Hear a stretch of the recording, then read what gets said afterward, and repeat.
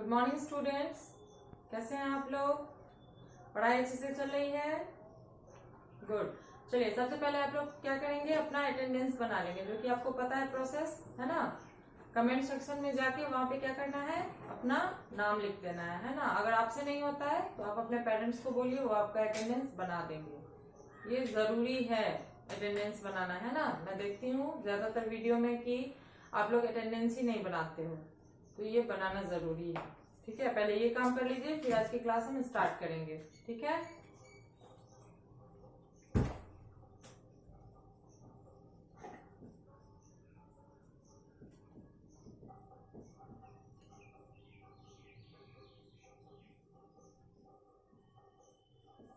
चलिए, हो गया, अटेंडेंस बना लिया आप लोगों ने। गुड। चैप्टर 11 जो कि हमने कल पढ़ा था, है ना, आउट इन द गार्डन। मैंने ये पोएम जो है, इसका वर्ड मीनिंग एक दिन पहले लिखवाया था। उसके बाद मैंने ये पोएम भी पढ़ाया आप लोगों को, और इसका मैंने एक्सरसाइज जो है वो कुछ एक्सरसाइज करवाया था और कुछ बाकी रह गया था, है ना। क्वेश्चन आंसर बाकी रह गया था, और पेज नंबर 95 और 96 बच गया था। तो चलिए, पहले 95 और 96 देख लेते हैं, फिर क्वेश्चन आंसर करते हैं। ठीक है, चलिए, ग्रामर गाइड है। पेंसिल इरेजर निकाल लीजिए, फिर मैं बताती हूँ। हो गया? चलिए ठीक है, बताती हूँ मैं। इसमें कह रहा है कि read these groups of words, tick the ones that have a meaning, है ना। नीचे जो है आपको 6 लाइन में सेंटेंस है ना, 6 आपको क्वेश्चन दिख रहा है, जिसमें हर लाइन में क्या है, सेंटेंस है। आपको कह रहा है कि इसमें ग्रुप ऑफ वर्ड, शब्दों का समूह है ना। कुछ शब्द है जिसका एक जगह पे समूह है, ग्रुप है। आपको पढ़ना है और बताना है कि कौन सा सेंटेंस का मीनिंग सही सही आ रहा है ना। अब जैसे देखिए कि दिस इज राम, है ना, यह राम है, या ही इज राम। लेकिन अगर इसी को लिखते हैं राम इज ही, क्या ये गलत सेंटेंस है तो ग्रुप ऑफ वर्ड्स ही, है ना, ग्रुप ऑफ वर्ड्स ही है, लेकिन इसका क्या है कि मीनिंगलेस सेंटेंस है। लेकिन कुछ सेंटेंस ऐसे होते हैं जो पैटर्न में होते हैं और जिनका मीनिंग भी होता है, तो आपको उसको चुनना है। जैसे पहला है गेम दैट आई लव, है ना। तो क्या है, इसका कोई मीनिंग नहीं बनता है। अगर इसको सीधा करेंगे तो क्या बनेगा, आई लव दैट गेम, तो वो सही रहेगा। उसी तरीके से तो पहला क्या है, पहला हो जाएगा रॉन्ग, वो नहीं है तो उसको छोड़ देंगे, टिक मार्क नहीं करेंगे। फिर है second, Anita is playing with her doll, Anita अपनी गुड़िया से खेल रही है ना। तो ये क्या है, इसका मीनिंग बन रहा है, तो क्या करेंगे, सेकेंड वाले में टिक मार्क करेंगे। ठीक है, पहला तो कुछ नहीं करना है, सेकेंड वाला जो है उसमें टिक मार्क करेंगे। ठीक है, फिर है आपका I love my red shoes, मुझे अपने लाल जूते बहुत पसंद है। तो ये मीनिंग हुआ ना, इसका कोई सेंटेंस का मीनिंग है, तो थर्ड में भी क्या करेंगे, टिक मार्क करेंगे। अब है आपका स्मॉल ऋतु इज, ये कोई मीनिंग ही नहीं है, छोटी ऋतु है। अगर इसी को सीधा करेंगे तो ऋतु इज स्मॉल, ये मीनिंग वाला वर्ड है, सेंटेंस है, तो इसको छोड़ देंगे। फिर है द डे इज सनी, है ना, दिन जो है काफी सुहावना है, धूप वाला है, तो ये सही सेंटेंस है। तो क्या करेंगे, 5 में भी टिक लगाएंगे। मैं सिर्फ यहाँ पे वही लाइन सब के बारे में बता रही हूँ, टिक मार्क कर रही हूँ जो सही है। ठीक है, तो आप लोग भी उसी में टिक मार्क करोगे। फिर है तरुण इज अ गुड बॉय, तरुण एक अच्छा लड़का है, तो ये भी सेंटेंस है, मीनिंगफुल सेंटेंस है, तो टिक मार्क कीजिए। ठीक है, अब चलिए नीचे बॉक्स में कुछ लिखा है, इसको समझ लेते हैं। कह रहा है कि notice that only number 2, 3, 5 and 6 make complete sense. आप अगर ध्यान देंगे तो आपको पता चलेगा कि यहाँ पे जो वर्ड सेंटेंस नंबर 2, 3, 5 और 6 जो कि मैंने यहाँ बताया, 2, 3, 5 एंड 6, यही जो है मेक कंप्लीट सेंस, मतलब सही सेंटेंस बनाते हैं। They have a meaning, in group of words का एक मीनिंग निकल रहा है सही सही। These groups of words is called a sentence. ऐसे ग्रुप ऑफ वर्ड्स जो एक मीनिंग बताते हैं उसको क्या बोलते हैं, सेंटेंस बोलते हैं, वाक्य बोलते हैं, है ना। A few more sentences, कुछ और सेंटेंस बना के आपको बता रहा है। जैसे I have a pet cat, मेरे पास एक पालतू बिल्ली है, मीनिंग है। फिर है हर नेम इज किट, उसका नाम क्या है, किट है। She loves to sleep and eat, उसे खेलना और सोना पसंद है। ठीक है, तो ये सब का क्या है, मीनिंग निकल रहा है। चलिए अब C2 में देख लेते हैं। Match the columns to make sentences. कह रहा है कि दोनों साइड आपको सेंटेंस दिया है, आपको प्रॉपर सेंटेंस बनाना है ना, meaningful. The donkey carried, donkey जो है किस चीज को कैरी करेगा, many sacks on his back, है ना, अपने पीठ पे बहुत सारे सामान को लाद के। तो इसको क्या करेंगे, C2 जो है उसका फर्स्ट का हो जाएगा B, many sacks on his back. चलिए सेकेंड इसका हो जाएगा ऑन अ रेनी डे, बरसात के दिनों में we can not play outdoors, हम लोग बाहर नहीं खेल सकते हैं। तो ये सही बन रहा है D number, we can not play outdoors. Outdoor बोलते हैं बाहर के इलाके को, है ना। इंडोर आउटडोर गेम तो पता ही है आप लोगों को। चलिए नेक्स्ट है द क्रो बिल्ट इट्स, कौवा जो है अपना क्या करेगा, built its nest at the top of a tall tree, एक ऊंचे पेड़ के एक लंबे पेड़ के सबसे ऊपर में क्या करेगा, घोंसला बनाया है। ये होगा nest at the top of a tall tree. चलिए 4 नंबर देखते हैं। द बेकर बेक्ड, बेकर बोलते हैं जो बिस्किट वगैरह बनाता है बेकरी की शॉप में। The baker baked a loaf of bread, है ना।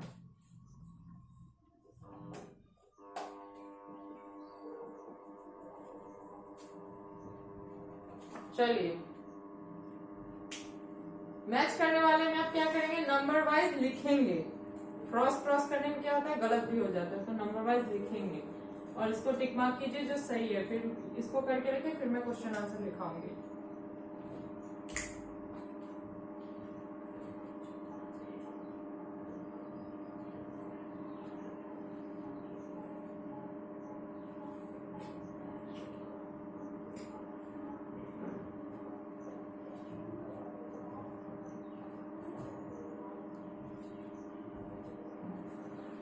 चलिए हो गया, लिख लिया आप लोगों ने, गुड। चलिए अब नोटबुक निकालिए और इसका क्वेश्चन आंसर जो हम अभी करेंगे उसको लिखिए नोटबुक में।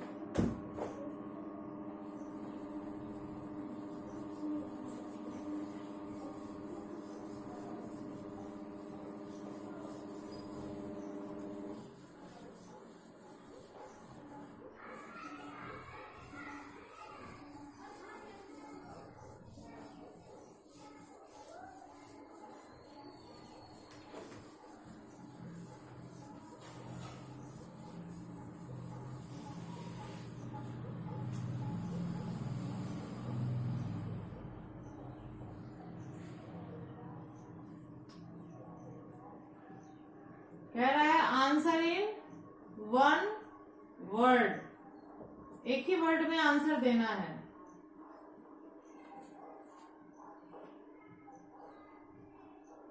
पहला क्वेश्चन है how many toys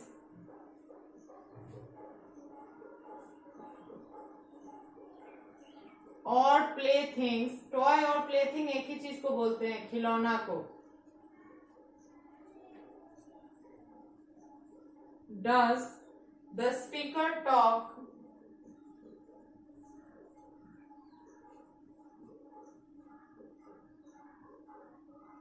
about in her poem?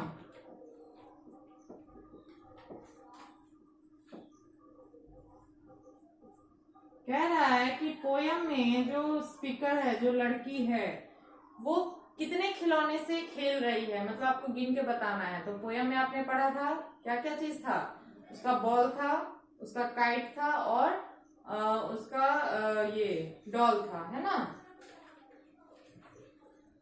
तो क्या होगा 3 3 टॉयज। चलिए सेकंड है आपका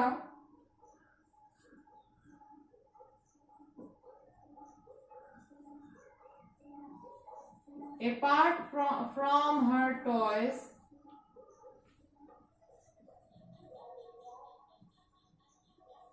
whom does the speaker like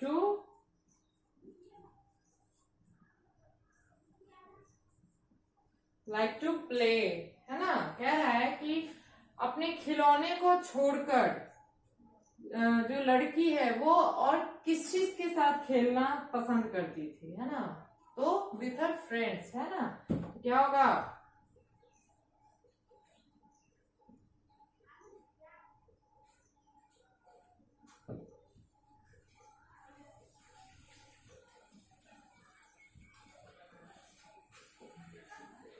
with her friends। चलिए थर्ड है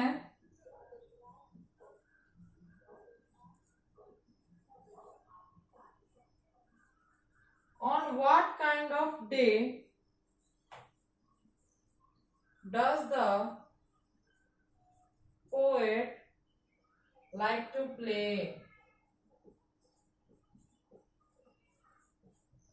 यहाँ पे पूछ रहा है कि कैसे दिन में, मतलब किस तरह का दिन होता था जब लड़की को, जो बच्ची है उसको खेलना पसंद होता था, कैसे दिनों में वो खेलने के लिए बाहर जाती थी।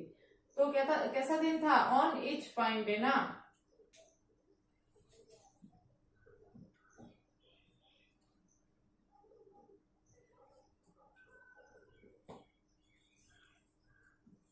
Each fine day.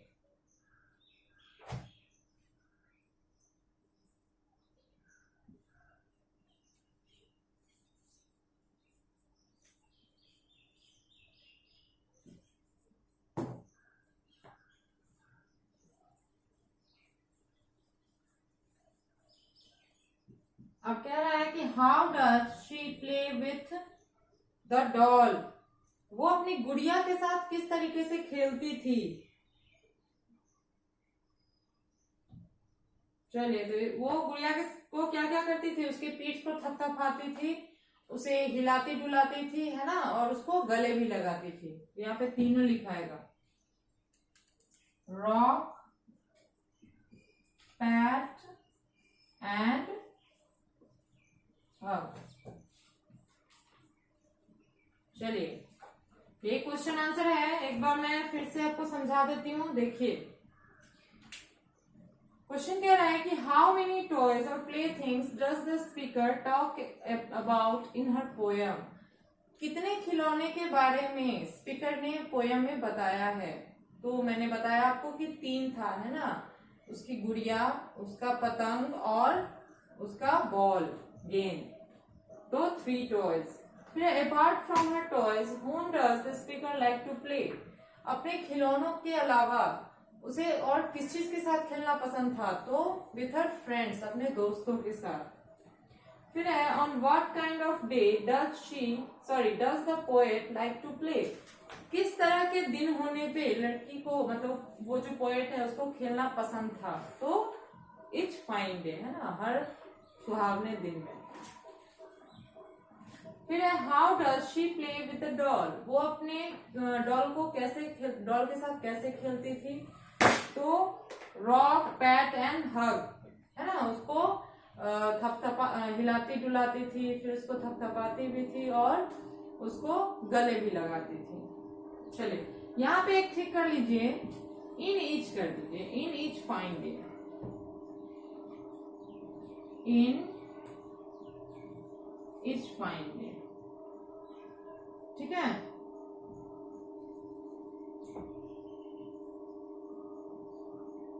In each fine day. चलिए, इसको नोट कीजिए। और हाँ, नोट करने का तरीका देखिए। सबसे पहले तो क्या करेंगे, सब्जेक्ट नेम ऊपर लिखेंगे, उसके बाद चैप्टर का नाम लिखेंगे और पहले लाइन में आप लिखेंगे ये वाला, आंसर इन 1 वर्ड, ये जो है।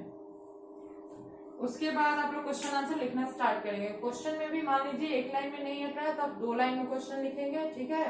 तीसरे लाइन में आप आंसर लिखेंगे, फिर उसके बाद नेक्स्ट लाइन से दूसरा क्वेश्चन, फिर उसके बाद आंसर, ठीक है।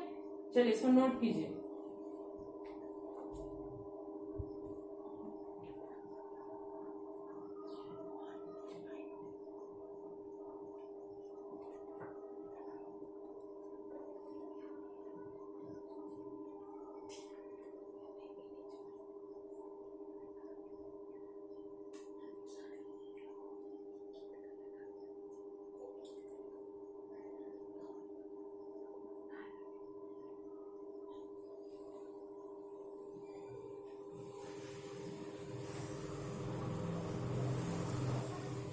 चलिए हो गया, लिख लिया आप लोगों ने।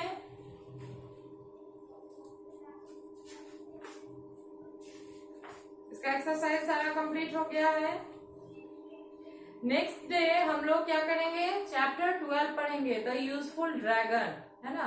इसको पढ़ाने से पहले इसका वर्ड मीनिंग मैं करवाऊंगी, उसके बाद पढ़ाना है, ठीक है।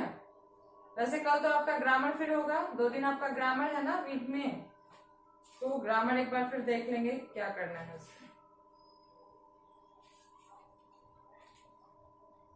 हम लोगों ने आधा से ज्यादा चैप्टर लगभग खत्म ही कर लिया है समझो, फिर से हम लोग रिवाइज भी करेंगे इसको, है ना।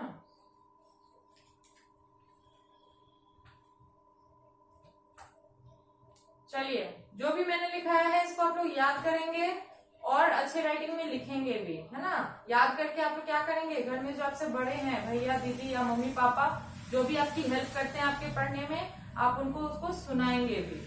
अगर पूरा का पूरा नहीं होता है तो क्या करेंगे, हाफ हाफ करके आप लोग याद करेंगे। वैसे ये तो आपको याद ही हो जाएगा एक दिन में, क्योंकि क्या है कि आंसर इन 1 वर्ड है ना, एक ही वर्ड में आंसर करना है। ये तो बहुत इजी है, क्वेश्चन बड़ा बड़ा है, आंसर इसका छोटा है। लेकिन इससे पहले जो भी चैप्टर था उसमें अगर बड़ा आंसर है तो आप लोग फिर भी उसको याद करेंगे। अगर एक दिन में नहीं होता है तो 2 दिन में होगा, 3 दिन में होगा, है ना, लेकिन याद करना है, ठीक है। चलिए तब तक अच्छे से पढ़िएगा और फिर मैं अगले दिन नेक्स्ट चैप्टर पढ़ाऊंगी। मिलते हैं अगले वीडियो में। Okay, thank you.